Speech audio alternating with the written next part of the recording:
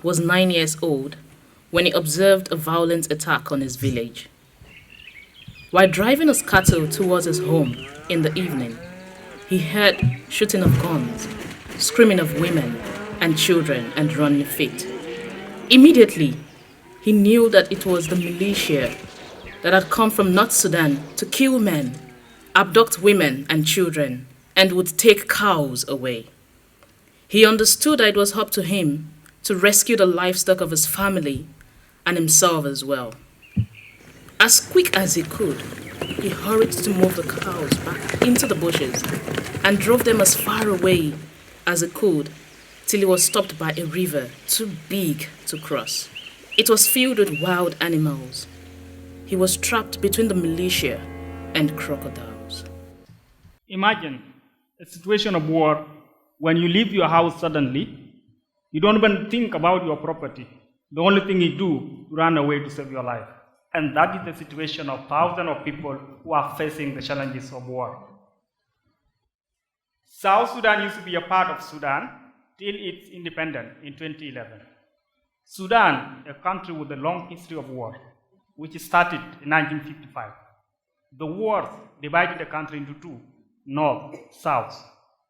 The reason for the war were many: political and economic reasons, natural resources, oil, gas, minerals, religious and cultural differences.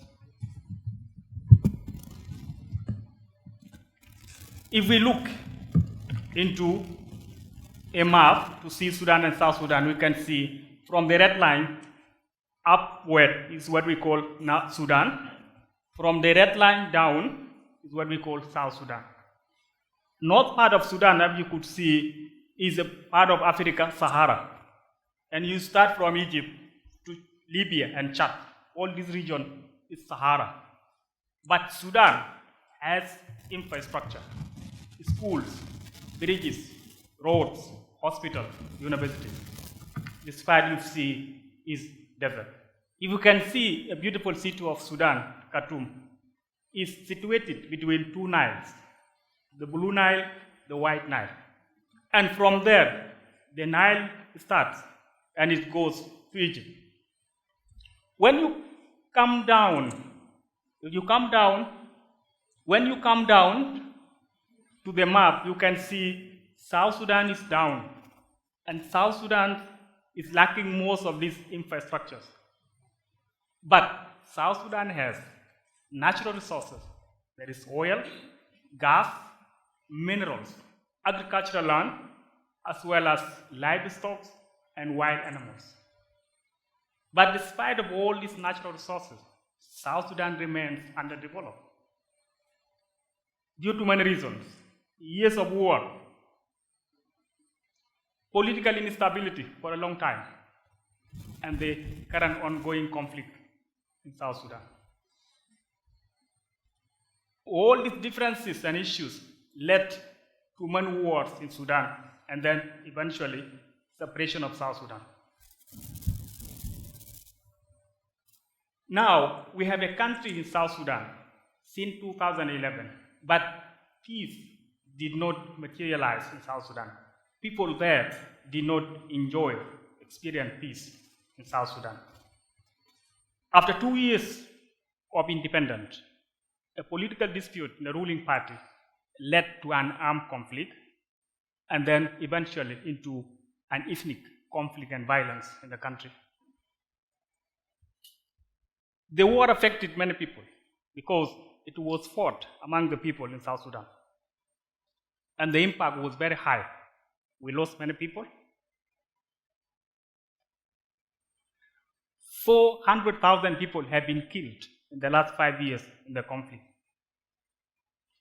Where 4 million people has been displaced from their homes to different places. Some fled the country, neighboring countries. Some went to a protection site within the country. The war affected many areas in the country. One of the cities affected, Wau Town, is the home of different ethnic groups living together in the town. But due to the war, thousands of people has been displaced from their homes to different places. For instance, in the UN protection site in the town, we have 12,000 people sought refuge at the UN protection site, and then 10,000 left their church for protection. Because the two areas were protected during the war, so people sought refuge in that two areas, and many others ran to the bush. People who left the houses were lacking basic needs such as health, food, education, shelter, and livelihood. The most vulnerable people were women and children, including orphans of the wars and separated children. And due to that, we have thousands of children living on the streets. And those children who are living in the streets have no basic needs, health, education. And also, they are at risk of abuse, exploitation, because they are lacking care. In order to address the challenges our people are facing, we have come up with an organization called CREDO.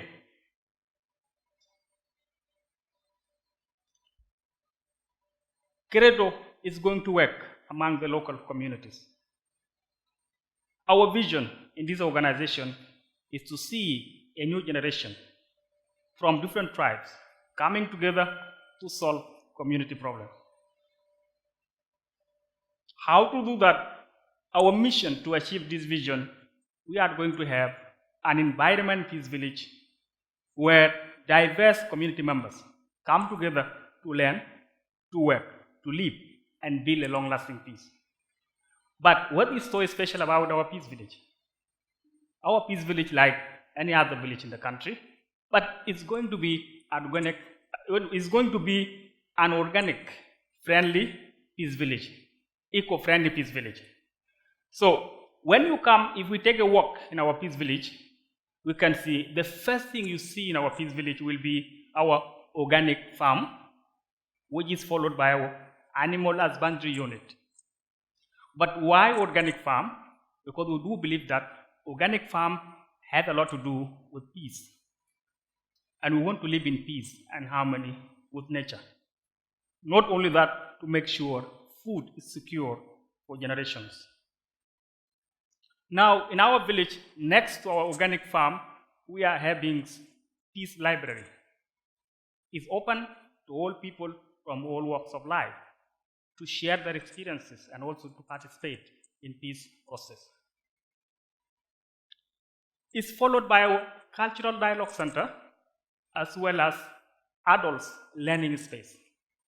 Because this building is meant for the community to come for dialogue, reconcile, unite, and have their meetings about peace.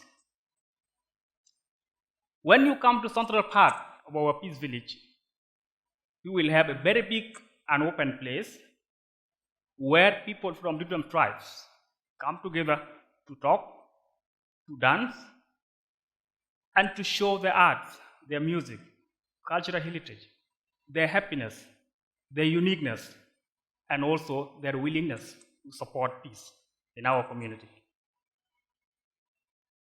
Now, the most important part in our peace village is our Peace Academy Basic School.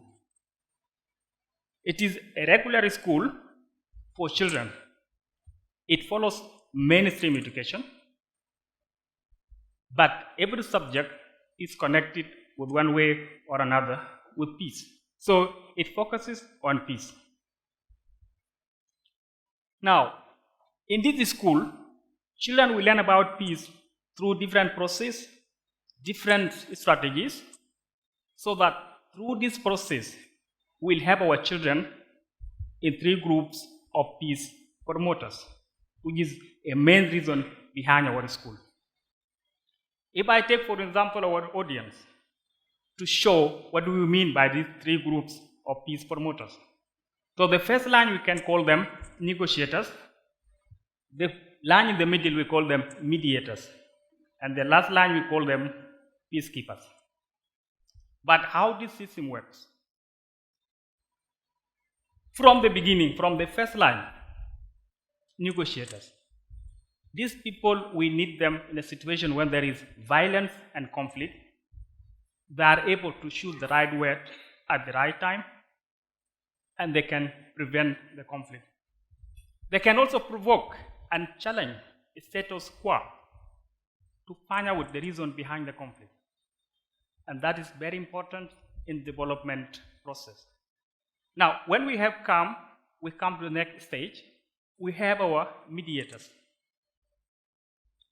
Their role is to bring the two conflicting parties together and to bridge the gap between the two parties and to find compromises and then reach win-win and long-lasting solutions.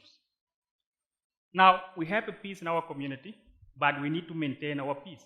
So we come to the next group, our peacekeepers. They are the ones to overview and monitor the entire peace process. And here they have to keep peace and maintain it. Now, in this process, they can also develop strategies of keeping peace in the community, initiating forgiveness, reconciliation, healing, and then solidarity among our people. So the three groups are very important in promoting peace, like our entire village is meant for promoting peace in our community. 20 years later, he comes home to his village, seeing his old widowed mother again.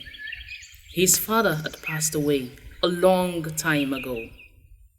In the meantime, the boy had escaped to North Sudan, received education, struggling hard to earn the money for school and university fees. He graduated, and out of thousands, he was selected to go to India. Education and exposure healed him and gave him the drive to nurture the peace process in his homeland. Through my organization CREDO, which means I believe in Latin, I want children of South Sudan to have better education, exposure, self-confidence. I envision children to stand up for a peaceful society. And thank you.